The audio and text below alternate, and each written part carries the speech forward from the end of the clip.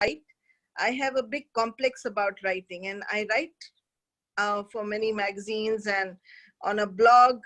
But if you really ask me, that's the psychological part where I still feel at times very lost with my own writing. I will, if I'm in mood, I can create something very well. And if I'm not, then I don't know where it goes. But something that I must tell you about Suma, she runs writing workshops.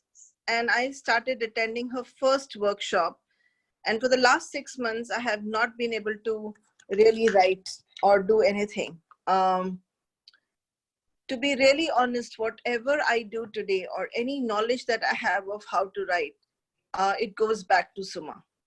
And one of the words that she said, my teachers have been very kind to me. Like Carl Dawson said, stay in your story. Kwesi said, be authentic. Similarly, Suma said something really interesting. And that was, so what, Anu, if your grammar is not perfect? So what if your spellings are not perfect? You can always get someone to write and edit for you. But nobody can get the idea that you get. You write, and you will always find someone who can perfect your article. And those words made me go away from perfection and get into this place that I can do it too. If you have a chance, and rather I should not say if, because if is a word that you should never use. I would say, please take the opportunity and join her workshops. Please take the opportunity and learn how to write. It's not that we don't know how to write, but there is a way in which we communicate, and she uses a dialogue which is called kill your darlings. Don't use, it's literally sometimes very difficult to take off the rubbish that we've written because it's so close to our heart. But if you learn to edit and learn to look at your own piece critically, everything can be done. But before you get critical about your own piece, write, just write every day. And you don't know what you will write and whose heart it will touch. So over to Suma today. Deep gratitude to her. She is not well, guys. And despite that, she is there with us to support all of you. So let's support her as much as we can today during her talk. Thank you, Suma, for coming in my life. Thank you for teaching me everything that you've taught me. Thank you. Thank you so much, Anu. I mean, it's such a lovely introduction. I'm so grateful to you. And I don't know whether I deserve it, but thank you so much. And wonderful to have you in my life as well. Thank you for being here. And before I even start, thank you for giving me a chance to dress up. After I don't know how much. You're so pretty. You're so graceful. Oh my God. So guys, we'll start our my talk now. And I'm only seeing you, Anu. I'm not seeing anybody else. Is that okay? That's because everybody else has muted themselves. And when they will talk to you later, you'll be able to see each one of them. They are about, I'll just tell you how many people already. There are about 23 people already on the forum. Okay, perfect. Yes. So we'll move on then, yeah? Yeah. Okay, so, I mean, I don't even have to say that we are living in the most extraordinary times, completely unprecedented in recent history. In fact, I often ask myself, would I rather not have lived through this? And honestly, I would not have missed it for the world. It's just extraordinary. I mean, you know, I don't know what's going to unfold, but I'm very, very fascinated by what's happening. But there's no denying that it's also a very challenging time that we're all living in. There are umpteen challenges when a national lockdown happens and everything is kind of, you know, sewn into place and we can't go anywhere and nobody can see us and we can't meet people. So things happen. Life, of course, continues regardless of lockdown. And I'm sure many of us may be going through situations that make us anxious or challenge us. So, you know, so I thought I would offer you some practical perspectives that might help you to work through these things. Okay. So I'm going to give you about 8 tips. And tip number 1 is that my dear friends, we all have our destiny. We come into this world with a destiny already written for us. Okay? So remember this one thing. If we are meant to get this COVID-19, we'll get it. But if we are not meant to get COVID-19, we won't get it.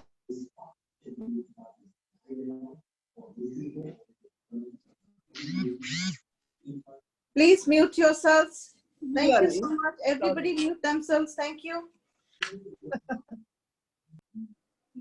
can you hear me? Yes, absolutely, Crystal. So similarly, if we do, God forbid, get this illness, then if we are meant to die from it, we will. But if we are not meant to die from it, we will not. Okay? So if we are meant to get this ailment or if we are meant to die from this ailment, no matter what we do, it'll still happen. And if we are not meant to get this ailment, we are not meant to die of it, then it will not happen. So this doesn't mean we need to be careless or irresponsible. Not at all. Life is precious. We need to safeguard it with everything in our capacity. But we're dealing right now with a virus that we can't see or hear or smell or touch. We have no idea where it is because it seems to be, we seem to be able to get it either through metal or through paper and of course human contact. So this is, we can easily get paranoid about it, and that's not going to help any of us. So my dear friends, remember this one thing and get perspective about this ailment. Okay, I mean, I'm not sure the exact figures, but I think only about 4.5% of the people who get, coronavirus actually die of it. Odds are pretty good. So let's not move into anxiety and paranoia. I'm sure anxiety will strike us, but remember this one thing, okay? And the other thing I want to say is that this coronavirus has actually made us recognize that we have no control over our lives. That was an illusion from beginning to end. And today it has really taken it away from us. We recognize we don't control the shots. It's God who controls the shots. So let God handle it and let us stay in our own balanced, grounded sphere. When the poor, let me tell you, the poor know this for a fact, and they don't, no, wait a minute, sorry, that's another point. Okay. So let me tell you when I got this wisdom into my head, which is, Bombay being Bombay, we've had so many crises. And I remember the SARS virus that came, I think sometime in 2013 or 14. I was commuting then, as editor of Life Positive, I was commuting to work by local train. And there's no easier way to get the virus. I was anxious. And that's when I told myself this one thing. Look, if I'm going to get it, I will. Otherwise, I will not. That helped me to get my balance and enable me to work through this, anxiety. And by the grace of God, I never did get SARS virus. Again, sometime in 2006, we had this dreadful, Mumbai train blast. And as I said before, I'm a commuter, a train commuter. It was, I was outside at that point. I was actually at a meditation when this whole thing happened. I spent the night in a friend's house. But I had to return home the next evening. And I can tell you, it was very, very difficult. It was scary. The day before, so many trains had been blasted. So many people had died and hundreds had been injured. And I was to take that same train. Again, this philosophy came to my mind that if I'm supposed to die of a bomb blast, I will. Otherwise, I will not. And this helped me to go through the situation gracefully. So, my dear friends, please use this if you can, because it's a powerful notion, a powerful perspective. Okay. So now we'll go to tip number 2, which is When in times of crisis, stay with one day at a time. You know, don't fast, resist the temptation to fast forward. Resist the temptation to ask yourself, how long will this lockdown continue? Resist the temptation to worry about the economy, about your own jobs. Resist all Shamla, of please mute yourself. that's not going to help us. Sorry? Shamla, please mute yourself. Thank you. Thank you. So resist the temptation to fast forward, because that is going to diffuse the energy that we need to live our lives. Okay? So focus, I would say, on the present day. Look at all the things you need to do this day, whatever it may be. Maybe cooking, maybe cleaning the house, maybe taking up your children's studies, maybe playing a board game with them. Whatever it is, focus your energies there. All of us have been given enough resources for the day, enough strength, enough courage, enough money, enough groceries, whatever. Most of us have been given enough resources for the day. Stay with it. The minute we start thinking of, do I have enough groceries for the next month? Do I have enough money? Do I have this? Then the scarcity consciousness and comes into play and fills us with anxiety. Okay, so stay in the moment, yeah, and you'll have the best possible capacity to go through this with grace and ease. Okay, now the next tip that I'm giving, tip number 3 is stay happy. Obviously not easy, guys. Obviously not easy, and I'm definitely not saying it is. But all wise people recognize that the only way to stay happy is to focus on what works and to ignore what doesn't work. Now, in our present circumstances, probably many things may be going wrong in our lives, but let's not go there. Let's focus on the things that are working in our lives. If you're healthy and your family is healthy, that's a great blessing. If you are, if you've had a delicious meal to eat, that's a great blessing. There are thousands of blessings that we have presently, all of us, and let's put our energy and focus there. Okay?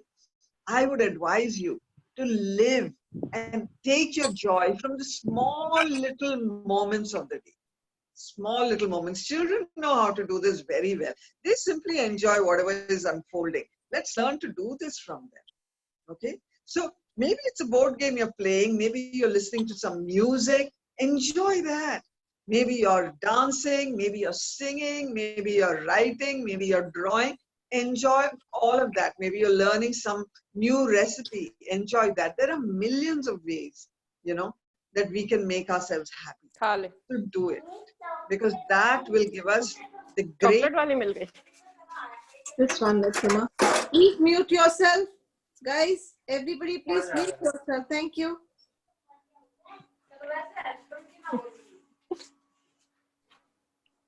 Amita, please mute yourself. Thank you so much. Yes. Sorry. No worries. So that will, that will ensure that our emotional, mental, spiritual well-being is in place. And that's what's going to help us to coast through this situation. Okay. Now, tip number 4. I've given you 3 very hard things to do. So tip number 4 is cut yourself some slack.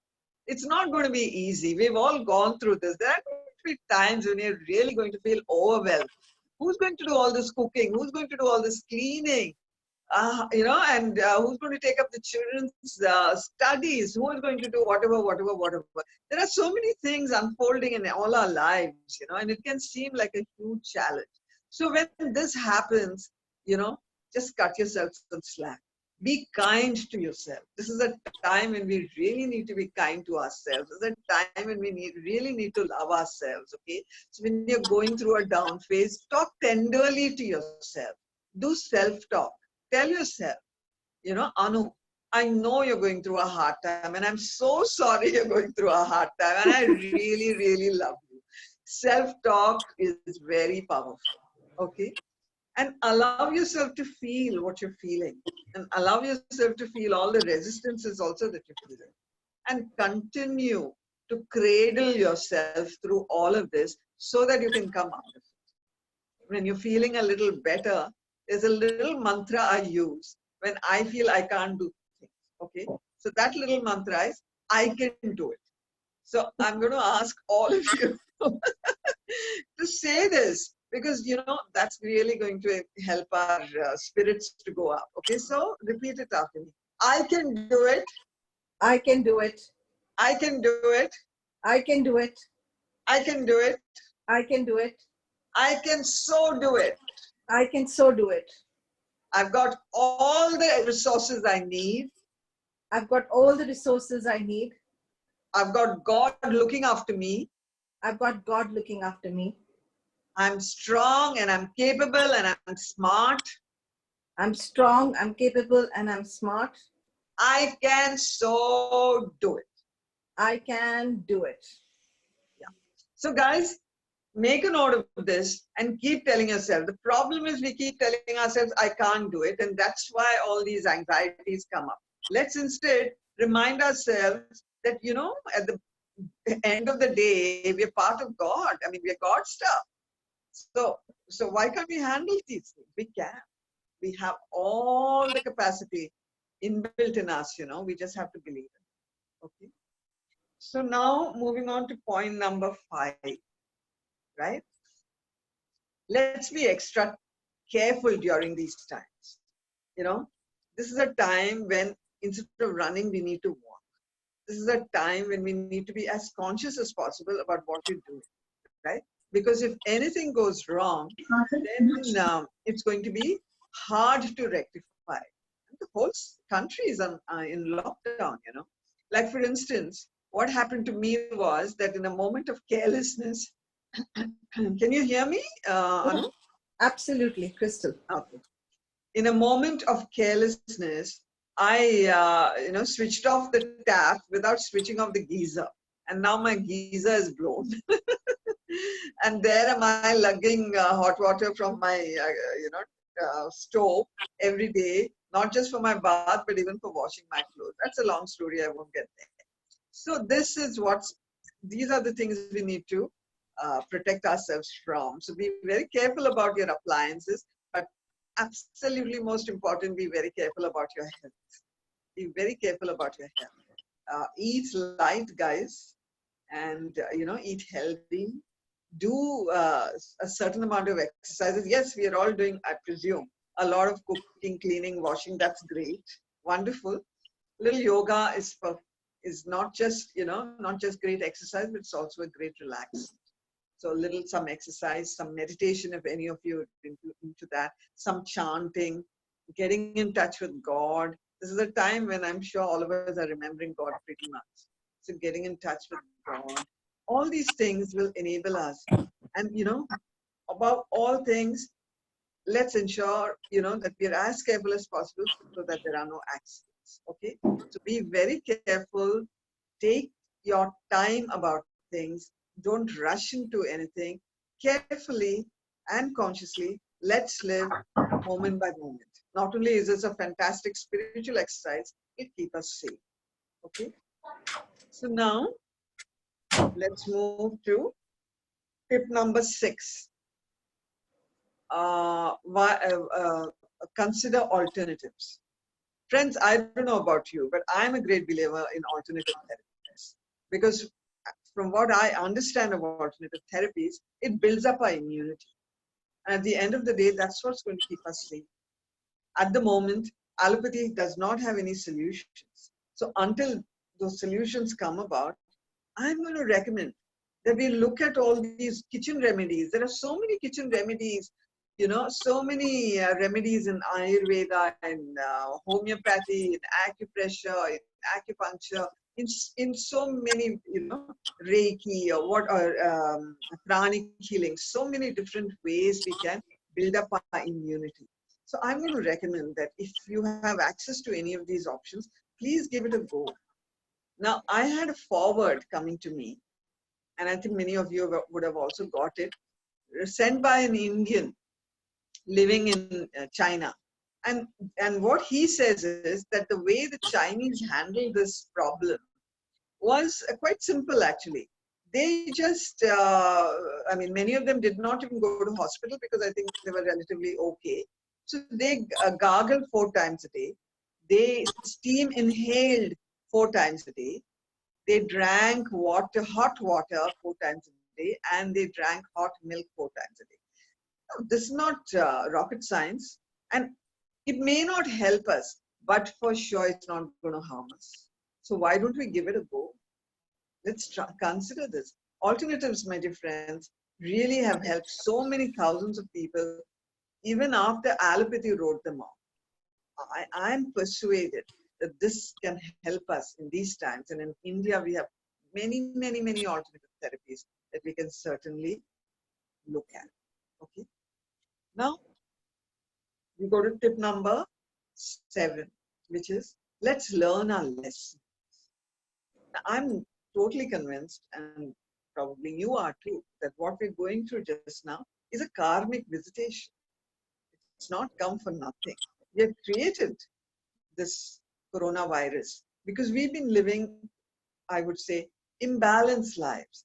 And the very fact that all of us are going through this today does indicate that we're all in this together, that all of us collectively have created this situation that has been so imbalanced that this coronavirus was forced to emerge.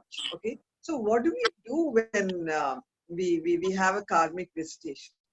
We need to learn these lessons. The only way that we can be freed, not just of the coronavirus may come and go, but of other visitations like this, is if we learn our lessons. Now look around you, and how many things have changed ever since the coronavirus came.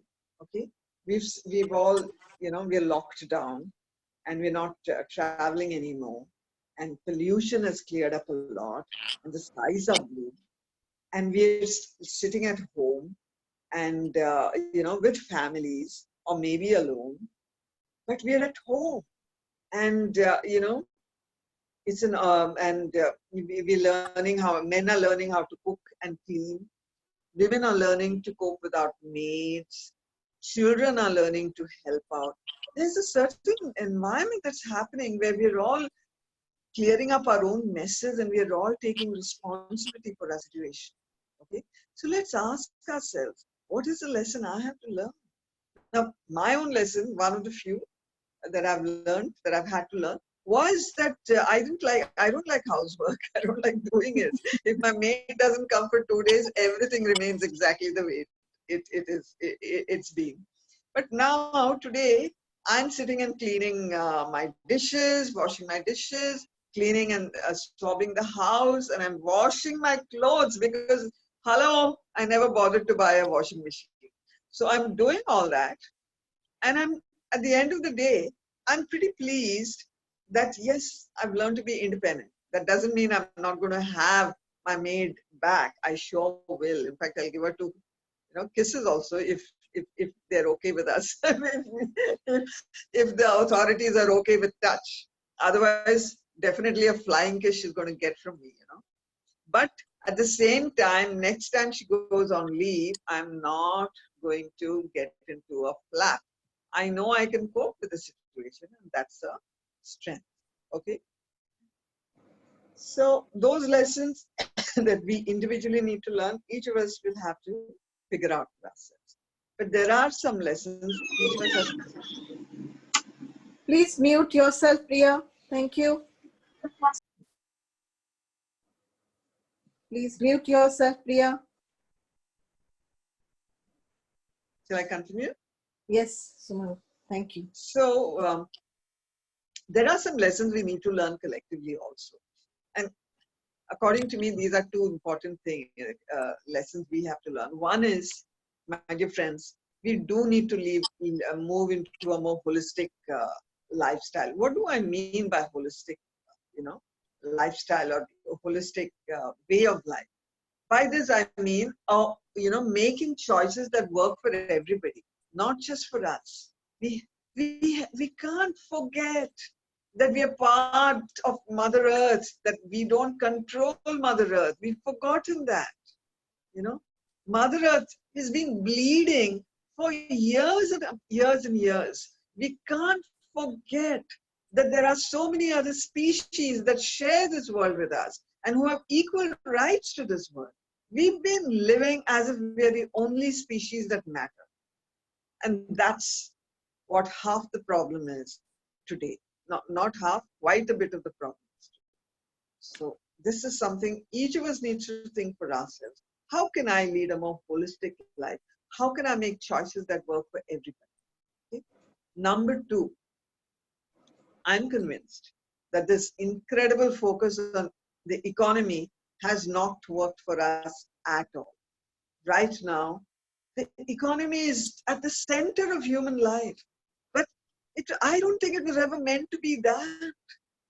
I mean, I don't think we are people, I don't think as human beings we've taken birth to buy and sell. I think we've taken birth for far loftier reasons.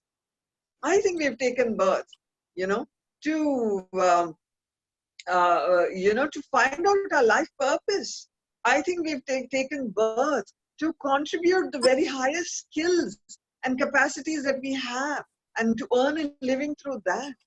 I think we've taken birth to contribute to humanity, to serve society and the planet. And above all, I think we've taken birth to achieve enlightenment, because that is the whole purpose of humankind. So we've got all these noble, purposes, and all we're doing is working 14 hours and 18 hours, running, just in order to make more and more money so that we can spend more and more money. To me, this is madness, friends. So let's consider what can we do to get out of this.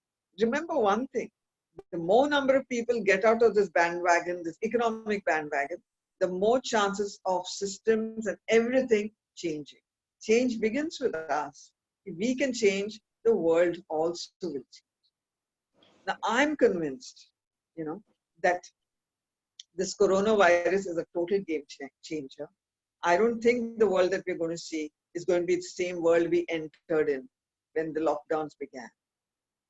And as someone who believes her mission on earth is to, help bring about a new world, I'm convinced that this corona thing is probably, if not going to get us there, it's going to move us there greatly.